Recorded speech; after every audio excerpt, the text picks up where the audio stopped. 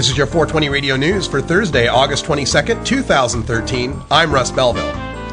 D.C. government to subsidize marijuana for poor patients. This from Washington Times. A proposed first-in-the-nation government program would require medical marijuana dispensaries in the district to put aside 2% of their profits in order to subsidize pot purchases for poor patients. Under the regulatory proposal, dispensaries would give at least 20% discount on marijuana to low-income people at or below 200% of the federal poverty level. Medical marijuana sales began in the district at the Capital City Care Clinic last month. Prices for marijuana range from $380 to $440 per ounce, according to the clinic's website. The sliding scale program is intended to improve access for the poor, who potentially comprise a large percentage of medical marijuana consumers. Often, marijuana patients do not hold full-time jobs because of the nature of the illnesses that qualify them to use pot medicinally, analysts say. Medical marijuana cards issued to patients indicate whether they are low income and eligible for discounts on the drug. Local nurse disciplined for recommending medical marijuana to kids. This from King5.com.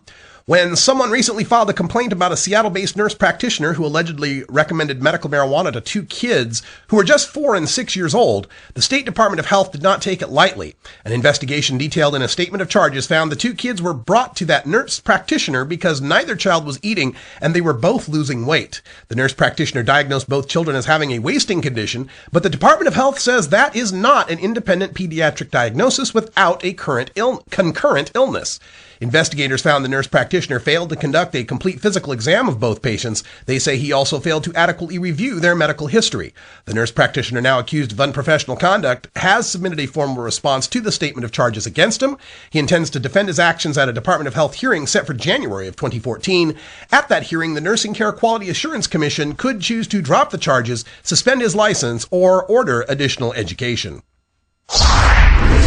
Medical marijuana advocates plead for changes in Kentucky law, from CourierJournal.com. Advocates of medical marijuana are pleading with lawmakers for more access to the illegal drug they say can help treat pain and provide a myriad of health benefits. The House and Senate Committee on Health and Welfare heard the testimony at a rowdy hearing Wednesday, where speakers and dozens of supporters called for changes in state law that would allow possession and use of marijuana for medical purposes.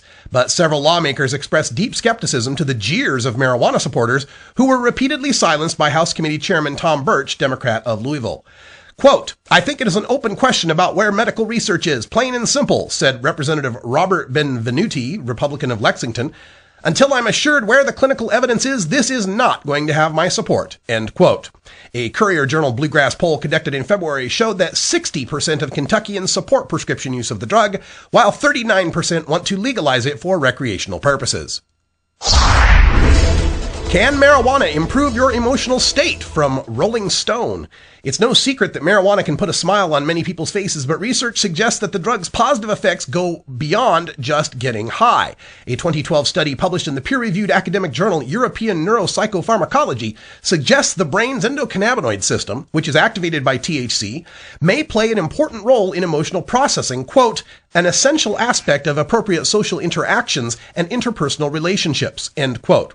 Specifically, the study's authors found that participants given THC in a controlled experiment showed lower brain activity in response to negative stimuli than did those given placebo.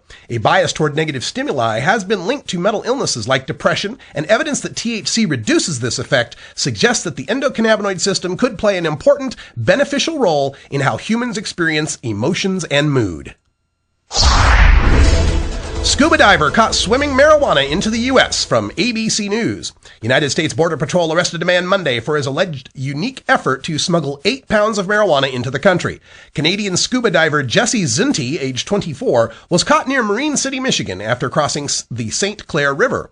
A news release from the U.S. Customs and Border Protection says the incident occurred at 1 a.m. when a citizen called St. Clair County Police to report an individual swimming across the river. Camera operators were able to remotely locate the man in the river and reported the subject appeared to be pulling a dry bag typically used by divers. The Windsor native swam between a half a mile and 3/4 of a mile before coming ashore near Marine City, says Border Patrol agent Jeff Raymer. Zinti is now in custody of the St. Clair County Drug Task Force. He was charged this morning with 1 count of delivering and manufacturing marijuana, which is a 4-year felony. This has been your 420 Radio News for Thursday, August 22nd, 2013. When we come back, we've got behind the headlines, or maybe I should say behind the scenes coverage of Seattle Hemp Fest, including a speech from our own Herb Thrasher on the importance of the music industry support for legalization of marijuana. You're listening to The Russ Belville Show on 420radio.org. We'll be right back.